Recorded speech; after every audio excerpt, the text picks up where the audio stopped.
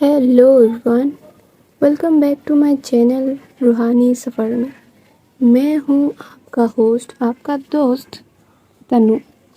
और आज हम सुनने वाले हैं हमारी पसंदीदा स्टोरी, वो आखिरी बहार की, एपिसोड 19। तो चलिए शुरू करते हैं। और पिछले पार्ट में हमने ये देखा था कि नेहा जो है वो डर सी जाती है हमारी आर्या से, और उससे डरते हुए वो अपनी जो कोल्ड कॉफ़ी थी वो पीने लगती है। तो अब चलते हैं आगे। तो उसका चेहरे पे इतना डर देख के हमारी जो आर्या थी वो थोड़ा सा मंद मंद मुस्कुरा रही थी कि अच्छा ठीक है, तुम हो मेरे अभी हाथ पर, निकले नहीं हो, ऐसा टाइप। भाई वो बंदी तो काइंड ऑफ ऐसा था कि मैं पर प्यार करता हूँ ना तुम्हें, काफ़ी है, तो तुम बस मेरी साइड में बैठे रहो, तुम्हें प्यार भी करने की कोई ज़रूरत नहीं है। आर्या का कुछ ऐसा था। तो ऐसे ही चल रहा था। वो नेहा तो वो डरते हुए जो सारा पेस्ट्री थी वो खा ली, अपनी कोल्ड कॉफ़ी भी ख़त्म कर दी और टिप टॉप होकर वो बैठी थी। तभी जो आर्या पूछती है फिर से कि और भी कुछ खाना है या चले हम। तो नेहा बोलती नहीं नहीं चलेंगे, यहाँ और नहीं बैठना मुझे। तो बोलते अच्छा ठीक है। तो वो दोनों चलने लगते हैं और बिल भी वो सामने जाते हुए वो पे कर देती है। और जाके गाड़ी में फटाक से वो नेहा जाके बैक सीट पर बैठने लगती है। और तभी एक घूरती हुई लुक देती है आर्या की, पीछे बैठोगी, मैं तुम्हारा ड्राइवर हूँ क्या। तो इस लुक को देखकर मियाँ फिर से सामने आ जाते और बोलते नहीं, मैं समझी कि पीछे बैठना सही होगा ऐसा। तो बोलते नहीं, इतना भी अपनी सही गलत सोचने की अभी तुम्हारी कोई ज़रूरत नहीं है। वैसे मैं जितना बोलती हूँ उतना ही करो, इससे आगे सोचने की कोई ज़रूरत नहीं है, बाकी सब मैं हैंडल कर लूँगी। तो वो दोनों बैठते हैं और वो अभी नेहा खुद की सीट बेल्ट खुद ही लगा लेती है। और आर्या ये देखकर बोलती है कि रहने देती, मैं लगा देती, क्या फ़र्क पड़ता, कुछ खा ना जाता तुम्हें। इतना भी कुछ मैं कोई नरभक्षी नहीं हूँ कि सीट बेल्ट लगाने की बहाने से मैं तुमको खा जाऊँगा। तो वो बोलते नहीं नहीं, मैं अपने आप से खुद कर सकता हूँ, आपको इतना भी मेरे ऊपर ध्यान देने की ज़रूरत नहीं। तो ये बोलते हैं और आर्या भी कुछ नहीं बोलती। वो अपनी कार ड्राइव करने लगती है और जाती है उसकी हॉस्टल के सामने और जाके उसे पहुंचा देती है हॉस्टल तक। पर पता नहीं क्या होती है, वो भी अपनी कार से उतरती है। उतरते हुए जाती है और देखती है कि हाँ, गेट पर तो थी हमारी जो वार्डन जो है वो है। तो मिया उनसे बात करते हुए जा रही थी अंदर। और जब हमारी आर्या जाती है वार्डन के सामने, उसे बहुत ही पोलाइटली बात करती है कि कैसे हैं आप, सब कुछ ठीक है ना, कोई तकलीफ़ तो नहीं। और वार्डन भी क्या, उससे बहुत ही पोलाइटली बात कर रही थी, लाइक उसे बहुत रिस्पेक्ट देना, उससे समझ समझ के बात करना, ऐसे ही नहीं कि रैंडम भी कोई बात कर दे। ऐसा बहुत ही सोच समझ के और बहुत ही नज़ाकत से आर्या से वो बात कर रही थी। तो वो बोलते मैम आप यहाँ पर क्यों आए हैं, कुछ चाहिए था क्या। तो बोलते नहीं, मुझे सोही का रूम तक जाना है और मैं जाऊँ। तो बोलते हाँ हाँ जाइए, कोई बात नहीं।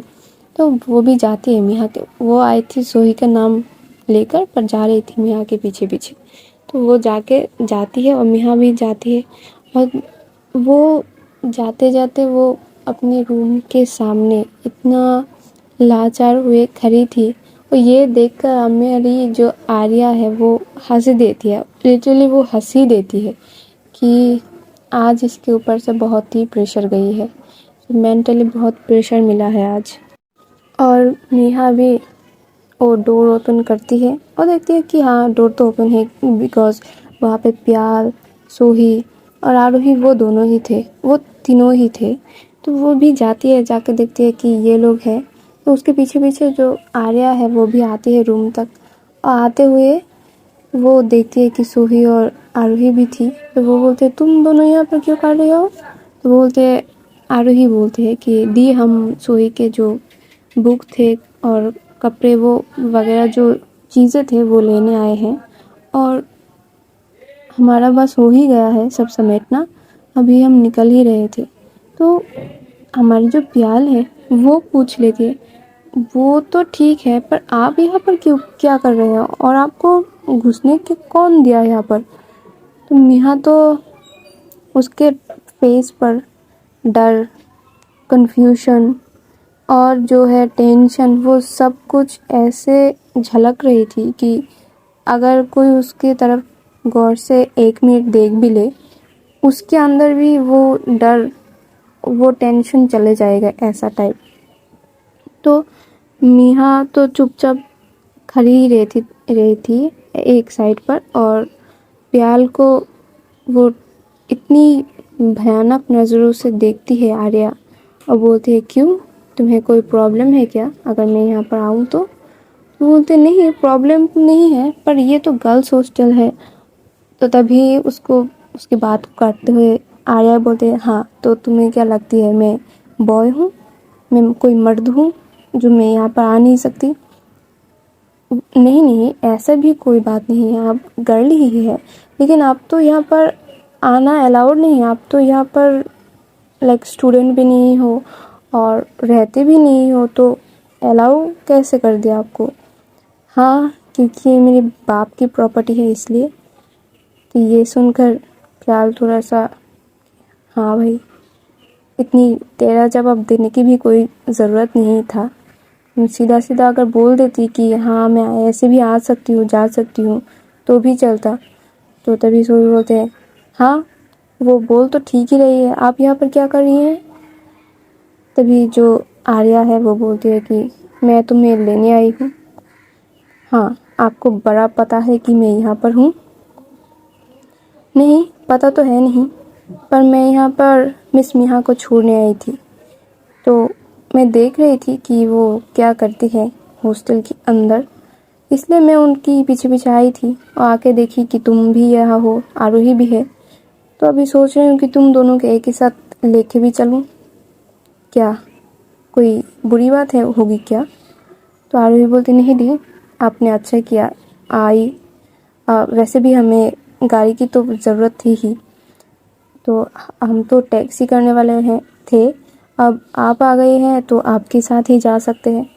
तो बोलते हैं हाँ ठीक है चलो, अगर तुम लोगों का हो गया है तो बोलते हाँ दी हो गया है, और सोही बोलते मुझे नहीं जाना इनके साथ।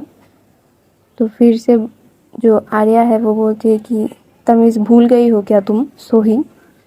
कल रात को मैंने तुम्हें क्या बोला था? तमीज़ से बात करो, क्योंकि मैं तुम्हारी बड़ी बहन हूँ, कोई एरी गेरी नत्थु गेरी तो नहीं ठहरी मैं। और चलो, दी बोलना आज से, पहले 2 बार जैसे बोली थी वैसे ही। तो ये सुनकर सोही फिर से थोड़ा सा शांत हो जाता है, और आरोही बोलते हैं दी अब घर तो हमने चेंज कर ही लिया है, तो मैं तो आपसे पहले भी बोली थी कि मैं अपनी घर जाऊंगी। हाँ हाँ मैं जानती हूँ, चलो वो घर जाके बात करेंगे, या फिर गाड़ी में भी बैठ कर बात कर सकते हैं हम, यहाँ पे नहीं, चलो। तो वो सब अपनी जो बैग वगैरह था वो लेके निकलते हैं हॉस्टल से, और तभी प्याल नोट करती है कि जो हमारी मिहा है वो एक साइड पर अभी भी खड़ी ही है और कुछ सोच रही थी। तो प्याल बोलती है कि तुझे क्या हुआ, अब तू क्यों खड़ी है, मिस कर रही है क्या सोहिदी को? जा, वो नहीं गई है अभी जा, उनके साथ चली जा, रह लेगी उनकी फ्लैट पर। वो बोलते नहीं यार, तू भी क्या, परेशान मत कर, ऐसे ही मैं बहुत परेशान हूँ, अब तू मत शुरू हो जाना। तो प्यार बोलती है कि हाँ वो तो मैं समझ ही रही हूँ कि तू परेशान है, पर है किस लिए परेशान, ये तो बोल। परेशानी बांटने से तो हल मिल जाएगा और तेरी परेशानी भी कम हो जाएगी। तो तू बोल सकती है मुझे।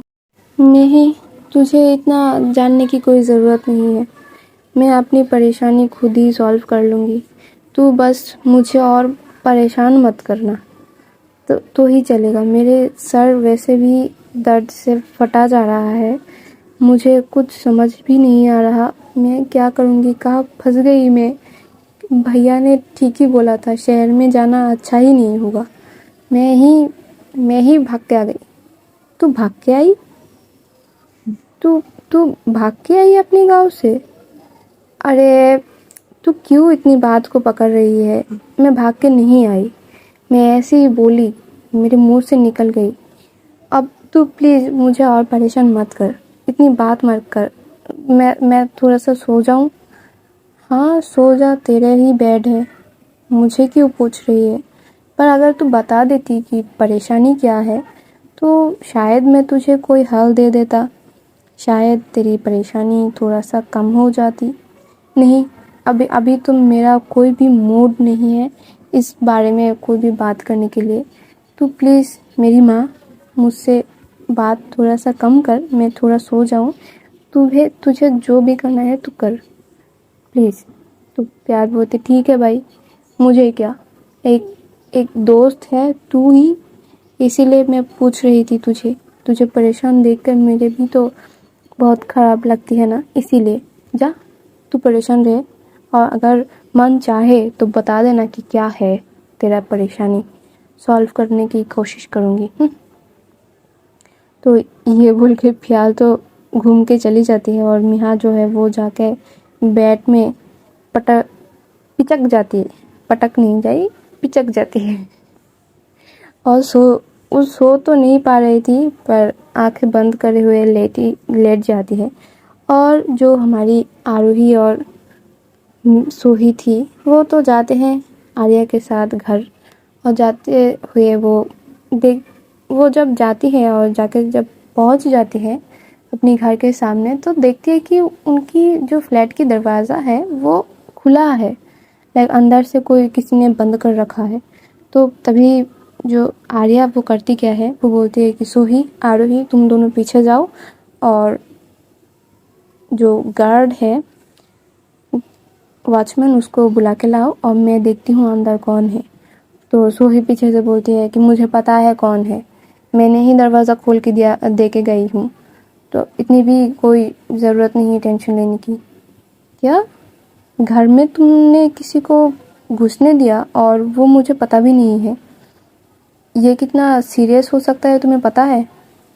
हाँ सीरियस तो होगा, वो भी मुझे पता थी जब मैंने दरवाज़ा खोल के दिया था, लेकिन कितना सीरियस होगा ये तो अब अंदर जाने के बाद ही पता चलेगा। चलिए दी, घर के अंदर जाते हैं हम। तो ये बोलकर वो ही पहले जाती है और उसके पीछे पीछे कंफ्यूज्ड आर्या वो भी जाती है। और आरोही वो मुस्कुरा रही थी थोड़ी थोड़ी कि इन दोनों की जो चूहे बिल्ली की फाइट है वो नहीं कभी ख़त्म होने वाली। तो अंदर आते ही और जाते हैं वो देखती हैं कि एक आदमी बैठा था उनकी काउच पर और वो बैठकर न्यूज़पेपर पढ़ रहा था। उस आदमी को देखकर, जो न्यूज़पेपर पढ़ते हुए आदमी को देखकर आर्या को तो थोड़ा सा जाना पहचाना लगता है कि ये स्टाइल कहीं पर देखा तो है। पर वो बोलते हेलो मिस्टर कौन है आप? तो तभी उनकी चेहरे के सामने से वो न्यूज़पेपर हटता है और उनको देखकर मिहा का इतना शॉक्ड होना, और शॉक तो होती ही है और धीरे धीरे उसकी जो गुस्से का लेवल है वो बढ़ने लगता है। और आंसू ही बोलता है पीछे से कि इतना गुस्सा करने की भी कोई ज़रूरत नहीं है, वो आना चाहते थे और आपने मुझे अपने साथ रखा है, तो मेरे साथ जो जो लोग जुड़े हैं उनको भी आपको रिस्पेक्ट देना ही पड़ेगा। और मैं आपके पास खुद से नहीं आई थी, आपने ही मुझे लाई है आपकी मर्ज़ी से। तो ये बात आपको थोड़ा सा ध्यान में रखना होगा कि आप जिससे भी बात करें, जिसके साथ भी कोई बिहेव करेंगे तो उनको रिस्पेक्ट देंगे। तो ये बात सुनकर आरोही थोड़ा सा देखती है सोही की तरफ कि क्या कर रही हो जोही तुम, क्यों उड़ता तीर ले रही हो, क्यों पंगा लेती हो उनसे। और जो आरोही देखती है और आरोही की देखने की जवाब भी सोही अपनी ही आंखों से ब्लिंक करते हुए देती है कि ठीक है रुको, देखना अभी क्या होता है। और आर्या ये सब सुनते हुए वो एक लुक देती है सोही को कि बहुत बोलने लगी हो तुम। और तभी मिस्टर शर्मा हमारी सोही और आर्या की जो फादर थे वो बोलते हैं, कैसे हो आर्या, बहुत दिनों के बाद तुम्हारे साथ मुलाकात हुई, आई होप तुम अच्छे हो। हमारी तो तुमने कोई फ़िक्र ही नहीं की घर छोड़ने के बाद, लेकिन हम हमेशा ही तुमसे प्यार करते थे और अभी भी करते हैं। तुम्हारी माँ के जाने के बाद मैं कैसे खुद को संभला ये तो सिर्फ मैं ही जानती हूँ, और तुम अपनी माँ की मौत के ज़िम्मेदार मुझे मानती हो। मैं उस टॉपिक के लिए कुछ भी तुम्हें एक्सप्लेनेशन नहीं दूंगी, क्योंकि मैं ही जानती हूँ मेरी वाइफ कितनी दर्द से गुज़र रही थी, और उस वक्त तुम मेरी बेटी हो, लेकिन तुम्हारे फीलिंग्स से ज़्यादा मुझे मेरी वाइफ की फ़िक्र थी, उसकी दर्द का फ़िक्र मुझे ज़्यादा था तुमसे।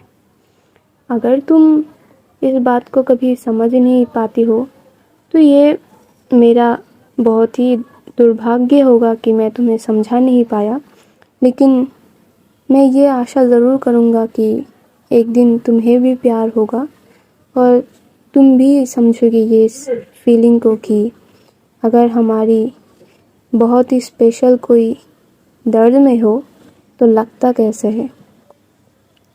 तो ठीक है, तुम मुझे माफ़ करो या ना करो, मैं तो हमेशा ही तुम्हें प्यार करूँगी, क्योंकि तुम मेरे ही बेटी हो। और सबसे ज़्यादा जो मैं मानती हूँ कि तुम मेरी प्यार की प्यार हो, मेरी बीवी की बहुत चहेती बेटी हो तुम, तो तुम मेरे लिए सबसे स्पेशल हो। और मैं यहाँ पर आई हूँ तुमसे एक रिक्वेस्ट करने के लिए।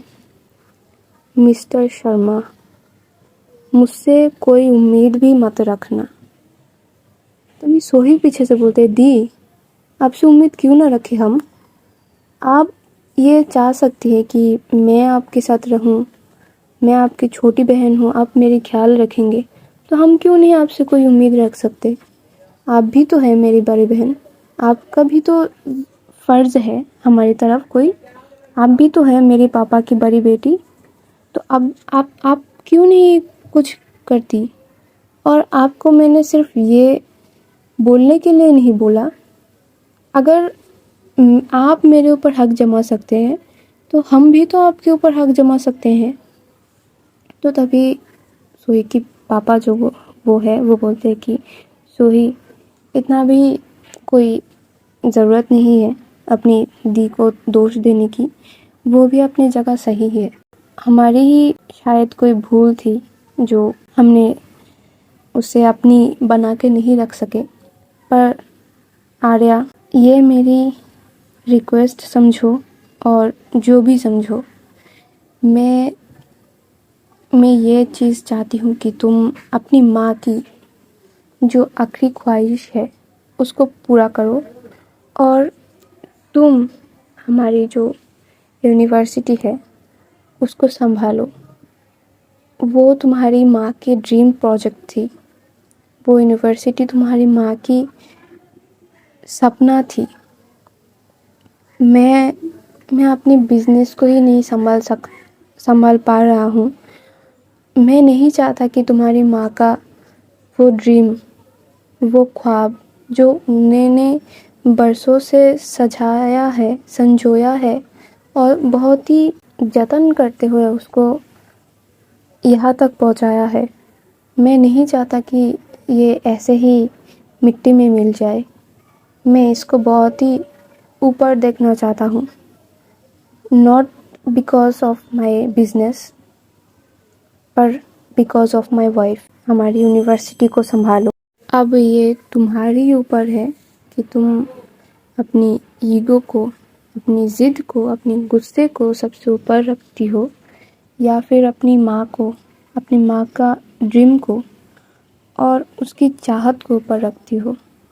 मैं बस इतना ही तुमको कहना चाहती हूँ और कुछ नहीं। मैं अगर तुम्हें कोई ज़ोर ज़बरदस्ती भी करूँ तो भी तुम नहीं समझोगे, ये मैं जानती हूँ। और इसीलिए मैं और कुछ नहीं बोलना चाहता। अगर तुम देखती हो कि तुम तुम्हारी माँ से ज़्यादा प्यार करती हो, तो तुम श्योर ही कि तुम यूनिवर्सिटी की सभी रिस्पॉन्सिबिलिटी जो है वो निभाओगे। और एक बात, मैं जो सारी पेपर वर्क है वो सब मैं कर चुका हूँ और यूनिवर्सिटी की हेड ऑफिस तक सब कुछ पहुँचा दिया हूँ सर। और सिर्फ एक ही काम बचा है, तुम जस्ट उन पेपर पे साइन करोगे और सब कुछ तुम्हारा। ये मैं तुम्हें कोई प्रॉपर्टी का लोभ नहीं दे रहा हूँ, कुछ भी नहीं। मैं सिर्फ तुम्हारी माँ को, तुम्हारी माँ का ड्रीम को तुम्हारे हाथ में सौंपना चाहता हूँ। और बिजनेस भी तुम्हारा ही है। जब चाहो तुम तब आ सकते हो मेरे पास। मेरे दरवाज़े, मेरे हाथ सब समय तुम्हारे लिए खुले हैं। जब चाहो तुम थाम सकते हो मुझे। और ये बोलकर जो आर्या की पापा हैं वो चले जाते हैं वहाँ से। सोही भी कुछ नहीं बोलती इसको कि ठीक है, थोड़ा सा वक्त दिया जाए उनको, और वो भी चले जाते हैं। और जो हमारी आरोही है वो बोलते दी बहुत देर हो गई है, मैं अब निकलूँगी और प्लीज़ ध्यान रखना अपना और सोही का भी। और अंकल जो भी बोल के गए हैं उन सबको प्लीज़ थोड़ा सा सोचना। आंशिक की ड्रीम है वो यूनिवर्सिटी, और आज आपने भी देखा ही है, आपकी आंखों के सामने ही था सब कुछ। प्लीज़ सोचना इस बारे में। आपको नीड है, आपका नीड है यूनिवर्सिटी को। प्लीज़ इस नीड को फुलफ़िल कीजिए प्लीज़। मैं भी चाहती हूँ कि आप यूनिवर्सिटी में जाए और वहाँ का सब रिस्पॉन्सिबिलिटी आप खुद के हाथ में ले। और मैं कुछ नहीं भूलना चाहता दी, ज़्यादा अच्छी समझती है मुझसे। ठीक है दी, मैं चलती हूँ, अभी निकल जाऊँगी और डिनर तो आप दोनों मैनेज ही कर लेंगे। ठीक है दी। अब वो भी वहाँ से आर्या को एक हक करते हुए वो भी जाती है अपने कमरे पर, और वो जहाँ जाके उस अपनी बैग को लेती है और सोही से थोड़ा बात करती है और सोही को भी एक हक करती है। और वो सोही भी उसके साथ जाती है कि हाँ चलो, बस तक को तो छोड़ ही दूँ मैं तुम्हें। तो गाइस, आज की ये पार्ट यहीं तक। आगे देखेंगे कि क्या करती है हमारी आर्या और क्या करती है हमारी मिस मिहा भी क्या करती है, हम सब कुछ देखेंगे आगे। तब तक जुड़ी रहिए मेरे साथ। मेरी स्टोरी को प्यार दीजिए अपना, मेरे चैनल को लाइक कीजिए, सब्सक्राइब कीजिए, मेरी स्टोरी को लाइक कीजिए। और हाँ, अगर पसंद आए तो अपनी दोस्तों के साथ भी शेयर कीजिए। और तब तक के लिए टाटा, बाय बाय, अच्छे रहिए, राधे राधे।